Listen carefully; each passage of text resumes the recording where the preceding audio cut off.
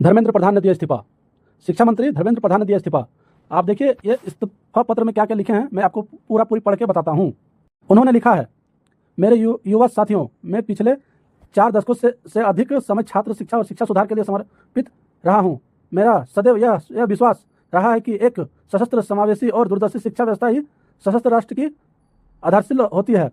मैं देश के युवाओं को आकांक्षाओं, भावनाओं और उनकी ज्योतिष अपेक्षा का गहरा सम्मान करता हूँ। भारत की युवा पीढ़ी के सपनों को साकार करना हम सभी का राजनीतिक एवं सामाजिक जीवन नैतिक संकल्प रहा है। आदरणीय प्रधानमंत्री जी के दूरदर्शी नेतृत्व में राष्ट्र की सेवा करने का जो अवसर मुझे प्राप्त हुआ, उनके लिए मैं प्रधानमंत्री जी का आभार प्रकट करता हूं। किंतु 3 मई 2026 को हुई नीट यूजी की परीक्षा में सामने आई अनियमित पाई गई। भारत सरकार ने इसको तुरंत संज्ञान में लेते हुए जांच सीबीआई को सौंपी और परीक्षा को रद्द किया एवं पुनः परीक्षा की तिथि घोषित की गई।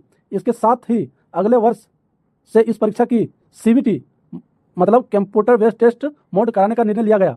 इस दौरान हमारी प्रमुख प्राथमिकता यह रही कि 20 लाख से अधिक छात्रों की परीक्षा सुचारू रूप से आयोजित किया जाए। इसके लिए होल ऑफ गवर्नमेंट अप्रोच के तहत काम किया गया। इसमें भारत सरकार के साथ राज्य सरकार, विशेषकर जिला प्रशासन की महत्वपूर्ण भूमिका रही। उसके बाद देखिए फिर से क्या लिखा गया है। साथ ही छात्र, अभिभावक और माता पिता का सहयोग से 21 जून 2026 को यह परीक्षा पूर्ण हुई। पहले ही दिन इस पर मैंने साझेदारी ली और इस परिपति से कभी मुंह नहीं मोड़ा। मेरा यह संकल्प था कि हम किसी भी मेधावी छात्र संभावना परीक्षा माफिया के कारण खराब नहीं होने देंगे, किसी भी छात्र के साथ अन्याय नहीं होने देंगे।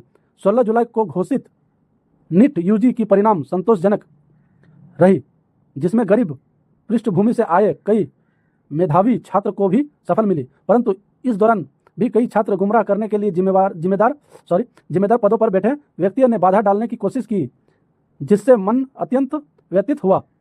फिर देखिए दूसरा पेज में क्या लिखे हैं, मैं वो भी आपको पढ़ के बताता हूँ। दूसरा पेज में देखिए क्या फिर से लिखते हैं। फिर से वो लिखते हैं कि मैं सदैव हमारे प्रजातंत्र की शक्ति में अटूट विश्वास रखने वाला रहा हूं तथा युवाओं की आकांक्षाओं, सपनों और अपेक्षाओं के गहरा सम्मान करता आया हूं। वे केवल भारत के भविष्य ही नहीं बल्कि एक नए और विकसित भारत के वाहक, निर्माण और भविष्य के शिल्पकार भी है। यहाँ तक लिखे हैं। उसका फिर मैंने यही पेज में है, फिर हम आपको पढ़ के सुनाते हैं। फिर लिखे हैं, पिछले 10 दिनों से घटनाक्रम देखकर मेरा मन दुखी है। यह मेरे लिए व्यक्तिगत प्रतिष्ठा का विषय नहीं है। भारत का युवा शक्ति ही देश की असली ताकत है। देश की युवा शक्ति को भ्रम के कुचक्र में फंसने नहीं देंगे, यह मेरा संकल्प है। जंतर मंतर पर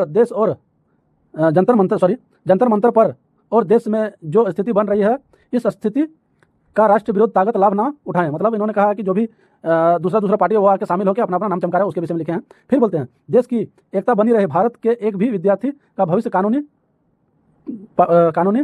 पेचीदगियां ना उठाएं। हमारे बच्चे अपना समय पढ़ाई में लगाएं, करियर बनाने पर फोकस करें। इसी बात पर विचार करते हुए मैंने अपना त्यागपत्र माननीय प्रधानमंत्री जी को भेज दिया है। मतलब वो अपना जो इस्तीफा पत्र है वो प्रधानमंत्री जी को भेज दिए हैं।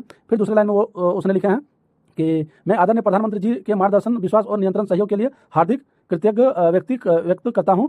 साथ ही मंत्रिपरिषद के अपने सभी सम्मानित सहयोगों, मंत्रालय के अधिकारी एवं कर्मचारी तथा उनके सभी व्यक्तियों का भी आभार व्यक्त करता हूं, जिनके साथ मुझे कार्य करने का सौभाग्य प्राप्त हुआ। राष्ट्र सेवा मेरे जीवन की सर्वोच्च प्राथमिकता है। मैं इसके लिए समर्पित रहूंगा।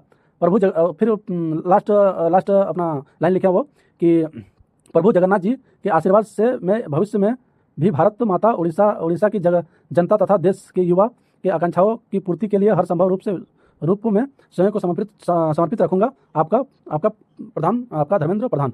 तो उन्होंने दे दिया त्यागपत्र। ये बहुत बड़ी जीत है भारत के जितने भी ये है, क्या बोलते हैं उसको, सॉरी